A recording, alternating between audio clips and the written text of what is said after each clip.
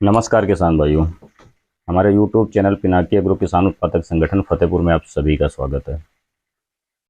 किसान भाइयों, मैं लगातार किसानों के लिए अलग अलग क्रॉप या किसानों से संबंधित पशुपालन, मछली पालन, औषधीय खेती के विषय में अलग अलग वीडियो बनाता रहता हूँ। बहुत सारे किसानों ने हमें बताया कि ये वीडियो उनके लिए बहुत ही यूजफुल होते हैं। इसके बाद बहुत सारे किसानों ने हमसे कहा कि आप जो भी दवाएं, जो भी केमिकल्स या जो भी जैविक उत्पाद आप बताते हैं, उनकी अवेलेबिलिटी में मार्केट में नहीं हो पाती है या सही तरीके से सही जगह पर हमें मिल नहीं पाते हैं। तो उसके लिए हमने एक विक्रय सेंटर खोला। आज मैं अपने विक्रय सेंटर पर ही बैठा हुआ हूँ। ये विक्रय सेंटर हमारा जो कार्यालय है Pinaki agro producer company limited का, जो कि एक किसान उत्पादक संगठन है, उसी कार्यालय में ही ये विक्रय सेंटर खुला हुआ है। मैं यहाँ पर अपना काफ़ी समय देता हूँ और बीच में से समय निकाल निकाल करके प्रतिदिन अपने ज़रूरतमंद किसानों को, जो किसान हमें बताते हैं कि उनके खेतों में समस्याएं हैं या किसी तरह की दिक्कत है, तो यदि पॉसिबल हो सकता है तो मैं, यदि आसपास हैं 2-4-5 किलोमीटर में, तो मैं जा करके उनके खेतों को देख करके और वहीं पर फिजिकली उनके साथ उनकी समस्याओं को देखता हूँ और उन्हें उस तरह की दवाएं बताता हूँ। फिर उनकी इच्छा पर आधारित होता है, वो दवाएं अपने मार्केट की किसी भी शॉप से ले सकते हैं या हमारे विक्रय सेंटर में आकर के ले सकते हैं। हमारे विक्रय सेंटर में आने पर हम इस बात का ध्यान रखते हैं कि किसान को सही दवा मिले, किसान को सिर्फ वाजिब दवा दी जाए, बिना मतलब कि कोई दवाएं ना दी जाए, अच्छे ब्रांड उपलब्ध करवाए जाए उनको, ताकि उनको सही कीमत पर अच्छे ब्रांड उपलब्ध हों, जिसकी वजह से उनको अपने खेतों में सही पैदावार मिल सके और किसी भी तरह की समस्या से निदान मिल सके। किसान भाइयों, इसी संबंध में आज मैंने ये वीडियो बनाया है। धान की फसल इस समय लगभग सभी की लग गई है। बहुत सारे किसान भाई बारिश लेट होने की वजह से अभी लगा भी रहे हैं, लेकिन जिन किसान भाइयों ने लगा दिया है, तो मेरे पास जो किसान भाई आते हैं या मैं जिन किसान भाइयों के पास मिलने जाता हूं, तो मैं बहुतायत एक समस्या देखता हूं किसान भाइयों के साथ में। चाहे जानकारी का अभाव है या पुराने ढर्रे पे सिस्टम चल रहा है, उस हिसाब से लोग अभी धान की खेती करते हैं। तो लोग क्या करते हैं कि धान लगा देते हैं, उसकी रोपाई कर देते हैं। रोपाई करने के बाद फिर उसमें इंतजार करते हैं कि खरपतवार उग आए। फिर जैसे खरपतवार उग आता है तो खरपतवार की दवा उस पर डालते हैं। फिर वो खरपतवार 5 से 7 दिन में जब मर जाता है या मरने लगता है, 80% तक मर जाता है, डैमेज हो जाता है, उसके बाद वो उसमें डीएपी, यूरिया, जिंक, सल्फर, जो भी उसके माइक्रोन्यूट्रिएंट्स हैं वो अवेलेबल करवाते हैं। ये थोड़ी सी गलत प्रक्रिया है। गलत प्रक्रिया इसलिए है क्योंकि जो धान की किल्ले यानी ब्यास का जो समय होता है वो अधिकतम 40 दिन का होता है।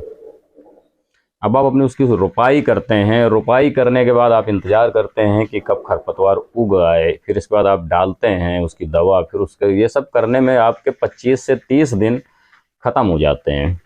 आपको खर्च उतना ही करना होता है। आप खाद भी डालते हैं, जिंक भी डालते हैं, उसके साथ में आप सल्फर भी डाल देते हैं, आप अन्य कई तरह के पोषक तत्व तो उसमें डाल करके आप अधिकतम पैदावार करना चाहते हैं। लेकिन उसमें जो टिलरिंग करने का, जो किल्ले फोड़ने का समय होता है, वो लगभग लगभग निकल चुका होता है। 8 से 10 दिन का समय बचा होता है। अब आप डालते हैं तो दवा काम करने में भी 2 से 3 दिन, एक्टिवेट होने में टाइम लेती है।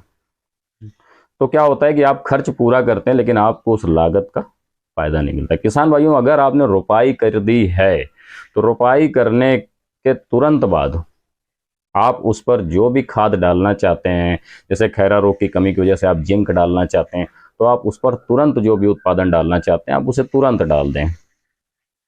यदि आप हमारे विक्रय सेंटर पर आते हैं, आप अपने धान लगाइए, धान लगने के बाद आप जैसे फ्री होते हैं उसके बाद आप हमारे विक्रय सेंटर पर आइए।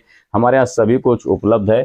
जैसे कि ज़मीन में कीड़े पड़ जाते हैं, दीमक आ जाती है, दीमक के लिए या अन्य तरह के लिए हमारे पास इफ्को का, जैसे कि हमने बताया आपको, इफ्को का फिप्रोनिल 0.3% GR ग्रेनुअल में अवेलेबल है।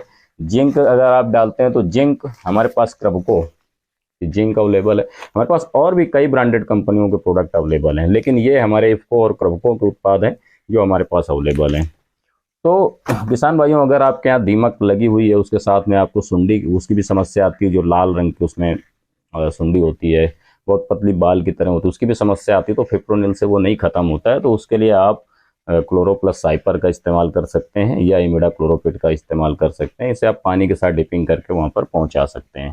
किसान भाइयों, यदि आप सल्फर का इस्तेमाल करते हैं तो यूरिया में मिलाने के लिए जो सल्फर होता है, WDG सल्फर, यूरिया में मिलाने के लिए, इस सल्फर की क्वालिटी ये है कि ये सल्फर पाउडर बेस पे नहीं है।